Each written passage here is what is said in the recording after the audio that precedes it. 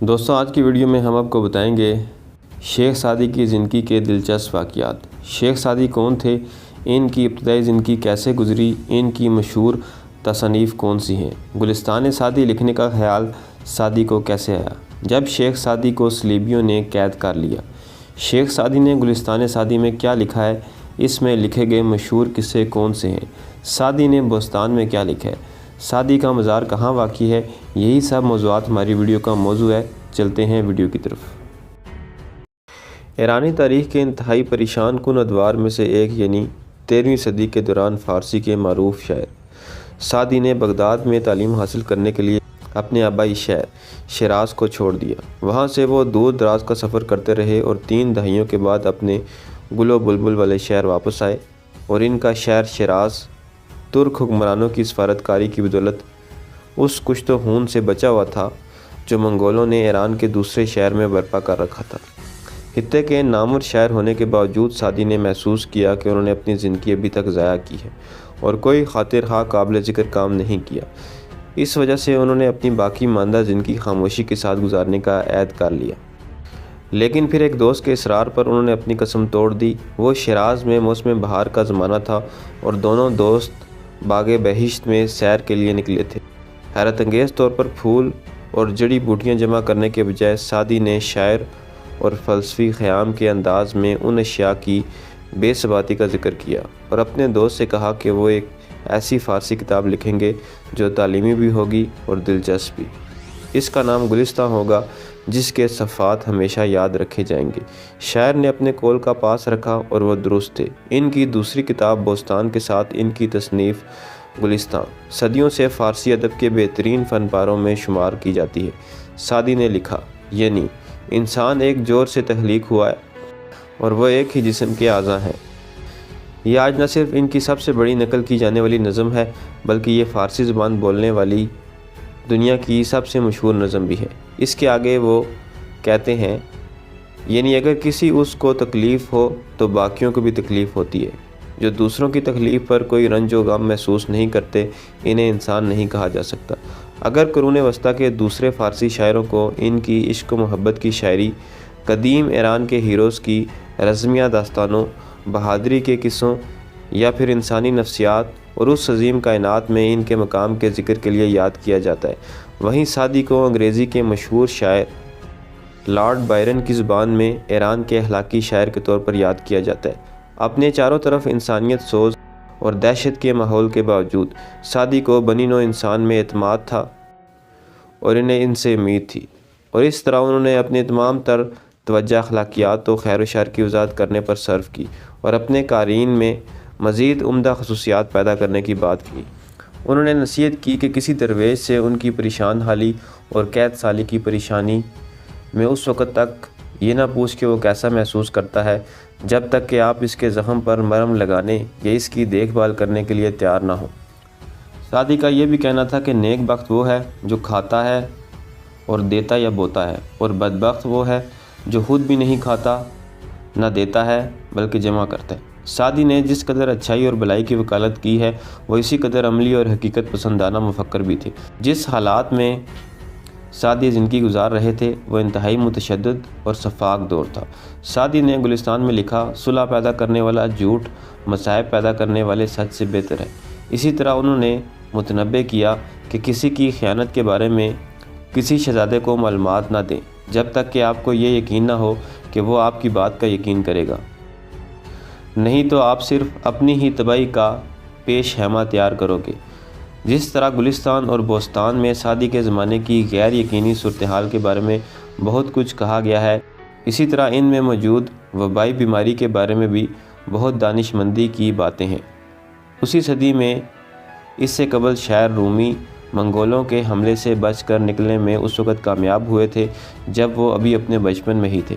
اپنے آبائی شہر بلخ سے اپنے کنبے کے ساتھ مغرب کی جانب سفر پر روانہ ہوئے تھے۔ یہ ایک عقل مندی والا قدم تھا۔ ایک دوسرے صوفی اور شاعر نیشا پور کے اتار اس کے فوراً بعد ہی منگولوں کے ہاتھوں قتل کر دیے گئے تھے۔ کیا یہ ہو سکتا ہے کہ سعدی نے مشرقی ایران میں منگولوں کے قتل عام کے فوراً بعد شیراز اسی لیے چھوڑ دیا تھا؟ ایک مغربی مصنف ڈیوس کا کہنا ہے کہ یہ پتہ نہیں کہ سعدی نے اپنا آبائی شہر کیوں چھوڑ دیا، مختصر جواب یہ ہے کہ ہمیں نہیں معلوم۔ سعدی نے اپنے سفر کے بارے میں جو کچھ کہا ہے اسے پورے طور پر سچ نہیں کہا جا سکتا۔ مثال کے طور پر گلستان اور بوستان میں سعدی کا دعویٰ ہے کہ شام میں صلیبیوں نے انہیں اغوا کیا تھا اور انہوں نے کاشغر کے علاوہ ہندوستان کا بھی دورہ کیا تھا۔ ڈیوس کا کہنا ہے کہ ان کا کہنا کہ انہیں صلیبیوں نے پکڑا تھا اور کچھ عرصے کے لیے غلام کی حیثیت میں رکھا، اس بات کو ان کی اختراع کہا جا سکتا ہے۔ اسی طرح ڈاکٹر ہوما کٹوزیان کا خیال ہے کہ ممکنہ طور پر سعدی نے شام، فلسطین اور جزیرہ نما عرب جیسے مقامات کا دورہ کیا ہے، لیکن خراسان، کاشغر یا ہندوستان کا دورہ نہیں کیا۔ البتہ اتنا کہا جا سکتا ہے کہ سعدی نے یقیناً ایران سے باہر کا سفر کیا تھا اور طویل عرصے کے بعد بہت سی چیزیں کہنے کے لیے واپس آئے۔ ان کے الفاظ بند کنویں کے درویش کے نہیں بلکہ جہاں دیدہ آدمی کے ہیں۔ سعدی نے گلستان میں خود اشارہ کیا ہے کہ ان کے کچھ قصے حقیقت پر مبنی نہیں، کیونکہ انہوں نے اپنے دوست کو باغ میں سیر کے دوران بتایا تھا کہ ان کی کتاب نہ صرف تعلیم و تدریس کے لیے ہوگی بلکہ تفریح کا بھی سامہ ہوگی۔ گویا کہ گلستان اور بوستان اگرچہ بنیادی طور پر زندگی کی رہنمائی کے لیے ہیں، لیکن بعض اوقات ان میں سفر نامہ اور ایڈونچر کی کہانیاں بھی ہیں۔ ان میں قارئین، لٹیروں کے گروہ، قزاق، سمندر کے ملاح، قاتلوں اور خوفناک حکمرانوں کے علاوہ دوسرے کرداروں سے بھی ملتے ہیں، یہاں تک کہ ان کی بعض کہانیوں کو لطیفے کے طور پر بھی پڑھا جا سکتا ہے۔ مثال کے طور پر خاموشی کے فوائد کے باب میں سعدی نے مقدس صحیفے کے ایک خراب کاری کے بارے میں بیان کیا۔ ایک متقی شخص قریب سے گزرا اور تلاوت کرنے والے سے پوچھا کہ اس کی ماہانہ تنخواہ کیا ہے؟ اس نے جواب دیا، کچھ بھی نہیں۔ انہوں نے مزید دریافت کیا، تو پھر آپ یہ مشقت کیوں اٹھاتے ہیں؟ اس نے جواب دیا، میں خدا کی خاطر پڑھ رہا ہوں۔ اس پر انہوں نے کہا، خدا کے لیے نہ پڑھیں۔ جیسا کہ ڈیوڈ نے 19ویں صدی میں گلستان کے ایڈورڈ کے ترجمے کے تعارف میں لکھا ہے کہ سعدی قارئین کو یہ بلا دیتے ہیں کہ انہیں کچھ سکھایا جا رہا ہے۔ سعدی کے اشعار شہد میں ڈوبی ہوئی دوائیں ہیں۔ اگرچہ سعدی نے گلستان میں لکھا ہے کہ خاموشی کی قسم کو توڑنے کے بعد یہ ان کی پہلی کتاب تھی جو انہوں نے تصنیف کی، لیکن حقیقت یہ ہے کہ بوستان اس سے 1 سال پہلے کی تصنیف ہے۔ انہیں سعدی نامے کے نام سے بھی جانا جاتا ہے اور یہ شاعری کی کتاب 10 ابواب میں تقسیم ہے۔ دوسری کتاب گلستان نثر ہے جس میں بیچ بیچ میں اشعار کی چاشنی ہے۔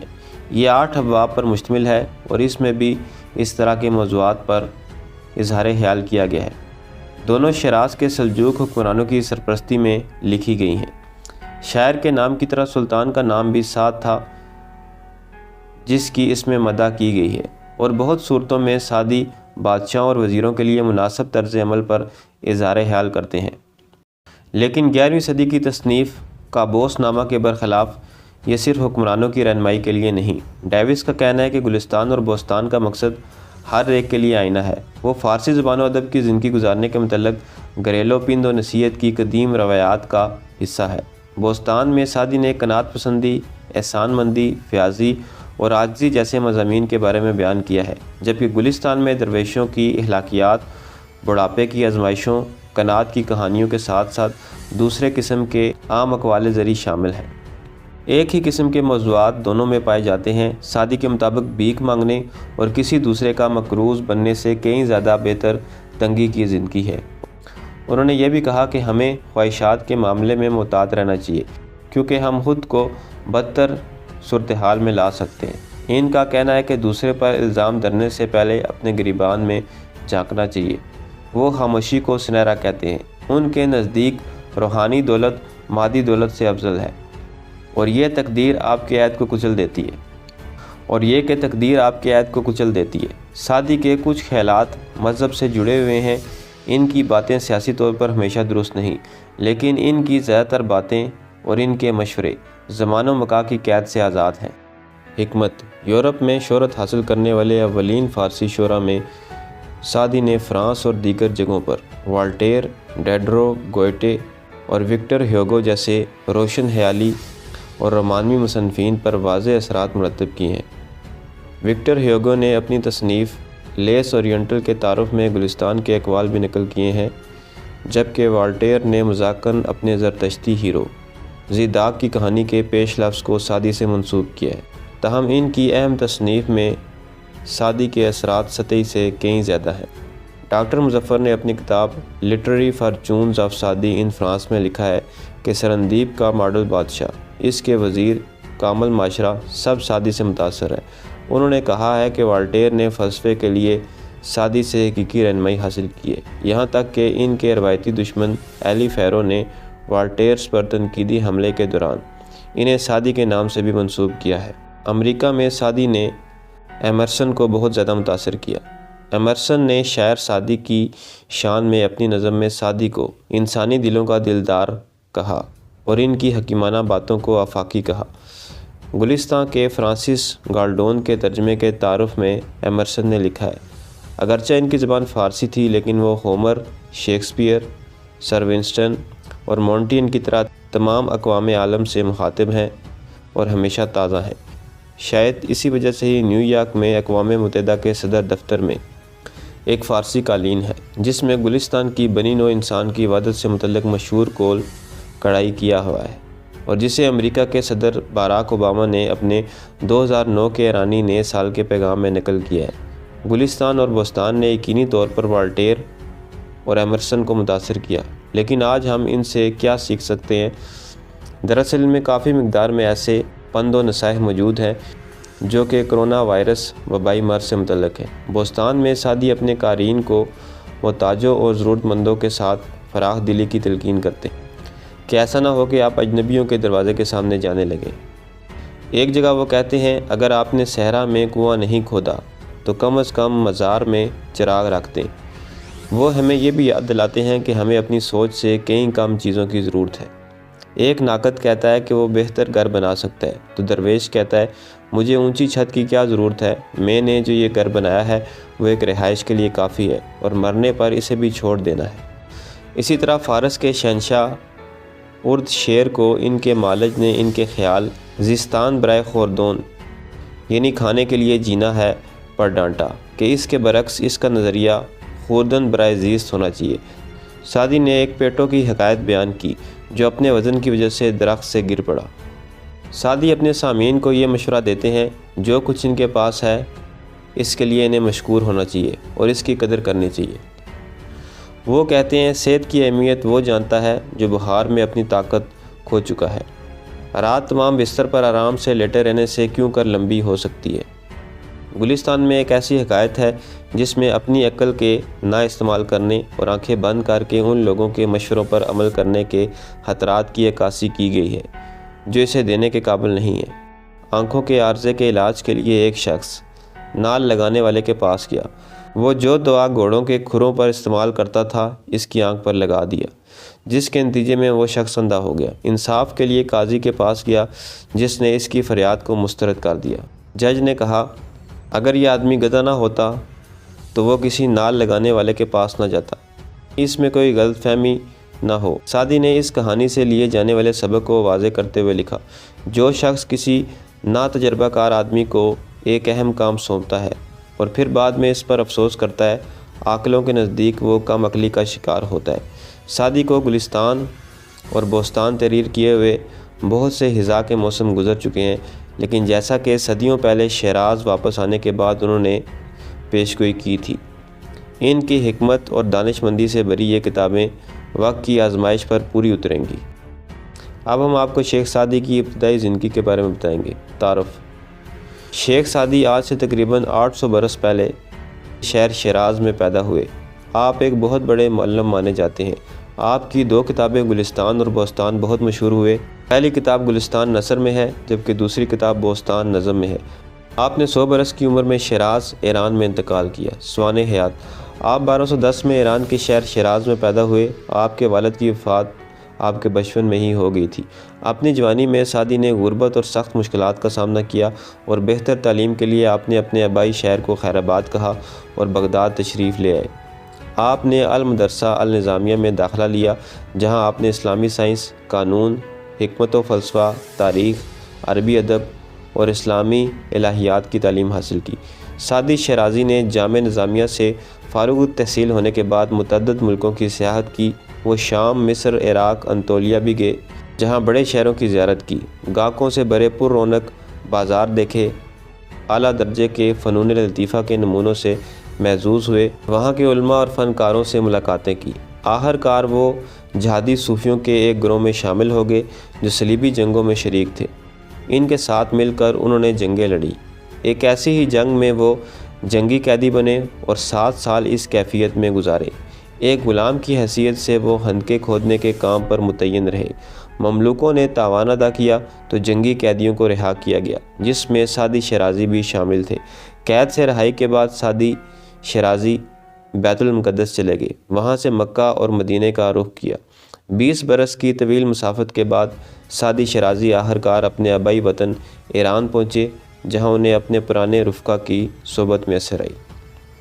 خراسان میں ان کی ملاقات ایک ترکی امیر تغرل سے ہوئی، جس سے بہت جلد گہری دوستی ہو گئی۔ وہ سعدی شیرازی کو ساتھ لیے سندھ گیا، جہاں انہیں پیر پتر سے ملنے کا موقع ملا، جو ایرانی صوفی شیخ عثمان مروندی کے پیروکار تھے۔ اس سفر میں وہ بر صغیر بھی آئے اور وسطی ایشیا کے ممالک کی بھی سیر کی، جہاں وہ منگول حملوں سے بچے رہنے والے مسلمانوں سے ملے۔ یہی تغرل بعد ازاں سلطنت دہلی کی ملازمت میں داخل ہو گیا۔ اس نے سعدی شیرازی کو بھی اپنے ہاں مدعو کیا۔